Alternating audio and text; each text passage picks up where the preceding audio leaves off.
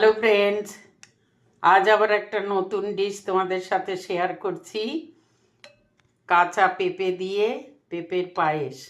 পেঁপেটা কুড়িয়ে নিয়ে একটা সিটি দিয়ে সিদ্ধ করে নিয়ে জল ঝরিয়ে নিয়েছি। কড়াইতে ঘি দিয়ে এলাচ ফোড়ন দিয়ে তারপরে পেঁপেটা দিয়ে নাড়াচাড়া করে তার মধ্যে কাজু কিশমিশ দিয়ে নাড়াচাড়া করেছি। একটু ভাজা ভাজা করে তারপরে দুধ দিয়ে দিয়েছি। কিছুক্ষণ ফোটার পরে চিনি দিয়েছি আর ঘিতে ভেজেছি এটা, আর দিয়েছি হলো মিল্ক মেড।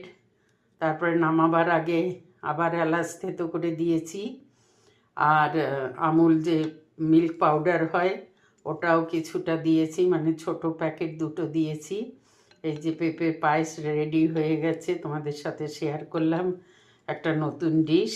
আমি আগে খুব বানাতাম, এই অনেক দিন পরে আবার বানালাম তোমাদের সাথে, তাই শেয়ার করলাম।